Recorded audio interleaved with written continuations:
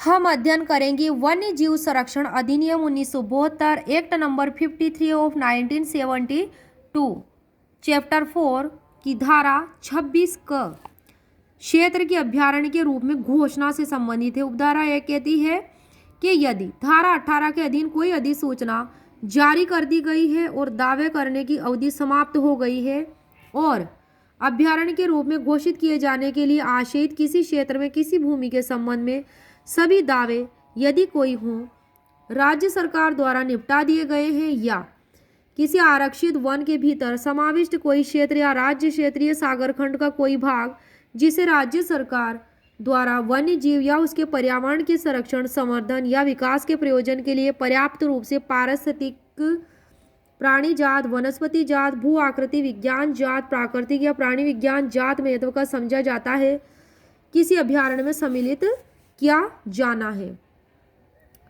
तो राज्य सरकार उस क्षेत्र की सीमाएं विनिर्दिष्ट करेंगी कि ये अभ्यारण्य में शामिल की जाएंगी जो अभ्यारण्य में समाविष्ट किया जाएगा। अधिसूचना जारी करेंगी और यह घोषित करेगी कि उक्त क्षेत्र उस तारीख से ही जो अधिसूचना में विनिर्दिष्ट है उसी टाइम से अभ्यारण्य सेंक्चुअरी माना जाएगा। परंतु जहां राज्य क्षेत्रीय सागर खंड का कोई भाग इस प्रकार सम्मिलित किया जाना है वहां राज्य सरकार केंद्र सरकार की पूर्व सहमति से अभिप्राप्त करेगी। किससे? केंद्र सरकार से पूर्व सहमति अभिप्राप्त करेगी। कब करेगी? राज्य क्षेत्रीय सागर खंड का कोई भाग इस प्रकार सम्मिलित किया जाना है तब। परंतु यह कि अभ्यारण्य में सम्मिलित किए जाने वाले राज्य क्षेत्रीय सागर खंड के क्षेत्र की सीमाएं केंद्रीय सरकार के मुख्य नौ जल राशि सर्वेक्षक के परामर्श से और स्थानीय मछुआरों के वृत्तिक हितों की रक्षा के लिए पर्याप्त उपाय करने के पश्चात अवधारित की जाएंगी। नौ जल राशि सर्वेक्षक मतलब जल से रिलेटेड जल राशि सर्वेक्षक जो वहाँ जल के आसपास हो वहाँ अभ्यारण्य। उपधारा 2 कहती है कि उपधारा 1 में किसी बात के होते हुए भी उपधारा 1 के अधीन जारी किए गए अधिसूचना से राज्य क्षेत्रीय सागर खंड से किसी जलयान या नौका के निर्दोष आवागमन का अधिकार प्रभावित नहीं होगा। उपधारा 3 कहती है कि राष्ट्रीय बोर्ड की सिफारिश के सिवाय राज्य सरकार द्वारा अभ्यारण्य की सीमाओं में कोई परिवर्तन नहीं किया जाएगा। कब नहीं किया जाएगा? अभ्यारण्य की सीमाओं में कोई भी परिवर्तन कब नहीं किया जाएगा? राष्ट्रीय बोर्ड की सिफारिश के सिवाय राज्य सरकार द्वारा अभ्यारण्य की सीमाओं में कोई परिवर्तन नहीं किया जाएगा। मतलब राज्य सरकार को राष्ट्रीय बोर्ड की सिफारिश लेनी होगी। धारा 27 है अभ्यारण्य में प्रवेश पर निर्बंधन। उपधारा 1 कहती है क किसी कर्तव्यरत लोक सेवक से भिन्न मतलब उससे अलग। ख ऐसे व्यक्ति जो मुख्य वन्यजीव संरक्षक या प्राधिकृत अधिकारी द्वारा अभ्यारण्य की सीमाओं के अंदर निवास करने के लिए अनुज्ञात है उससे भिन्न है। ग ऐसे व्यक्ति से जिसका अभ्यारण्य की सीमाओं के भीतर स्थावर संपत्ति पर कोई अधिकार है उससे भिन्न। घ ऐसे व्यक्ति जो लोक राजमार्ग के साथ साथ अभ्यारण्य से होकर जाता है उससे भिन्न है। और ङ खंड क ख ग में निर्दिष्ट व्यक्ति के आश्रितों से भिन्न है। कोई व्यक्ति धारा 28 के अधीन दिए गए अनुज्ञा पत्र के अधीन और उसकी शर्तों के अनुसरण में ही अभ्यारण्य में प्रवेश करेगा या निवास करेगा अन्यथा नहीं। ये जो शर्त इसमें दी गई है उस टाइप से वह निवास करेगा अन्यथा नहीं करेगा। उपधारा 2 कहती है कि प्रत्येक व्यक्ति जब तक वह अभ्यारण्य में निवास करता है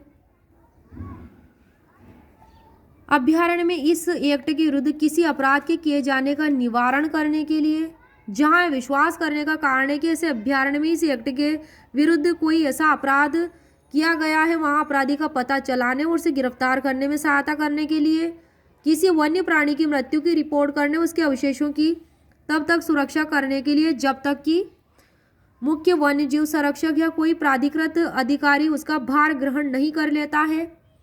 ऐसे अभ्यारण्य में ऐसी किसी आग को बुझाने के लिए जिसके बारे में उसे ज्ञान या जानकारी है और ऐसे अभ्यारण्य के सामीप्य में किसी आग को जिसके बारे में उसे ज्ञान या जानकारी फैलने से विधिपूर्ण साधनों से जो कि उसकी शक्ति में है रोकने के लिए और किसी वन अधिकारी मुख्य वन्य जीव संरक्षक या पुलिस अधिकारी को जो इस अधिनियम के विरुद्ध किसी अपराध को रोकने के लिए या ऐसे अपराध का अन्वेषण करने के लिए उसकी सहायता मांग रहा हो, सहायता करने के लिए आबद्ध होगा।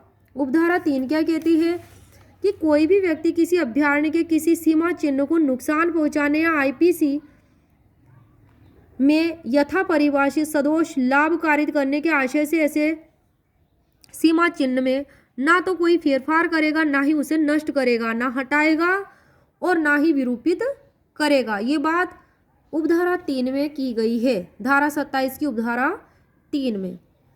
उपधारा 4 कहती है कि कोई भी व्यक्ति किसी वन्य प्राणी को तंग या उत्पीड़ित नहीं करेगा या अभयारण्य की भूमि को अव्यवस्थित नहीं करेगा। अब देखेंगे हम धारा 28 अनुज्ञा पत्र का दिया जाना। उपधारा 1 कहती है कि मुख्य वन्य जीव संरक्षक आवेदन किए जाने पर किसी व्यक्ति को निम्नलिखित प्रयोजनों में से किसी के लिए अभ्यारण्य में प्रवेश करने या निवास करने के लिए अनुज्ञा पत्र दे सकेगा। उसको कि यहाँ रहिए अभ्यारण्य में एंट्री के लिए या वहाँ पे निवास करने के लिए अनुज्ञा पत्र देगा। लाइसेंस जैसे कि वन्य जीव के अन्वेषण या अध्ययन और उसके प्रासंगिक या आनुषंगिक प्रयोजन के लिए, फोटो चित्रण के लिए, वैज्ञानिक अनुसंधान के लिए, पर्यटन के लिए, अभ्यारण्य में निवास कर रहे किसी व्यक्ति के साथ विधिपूर्ण कारोबार करने के लिए। उपधारा 2 कहती है किसी अभ्यारण्य में प्रवेश या निवास करने के लिए अनुज्ञा पत्र ऐसी शर्तों के अधीन रहते हुए और ऐसी फीस के संदाय पर जो विहित किया जाए जारी किया जाएगा।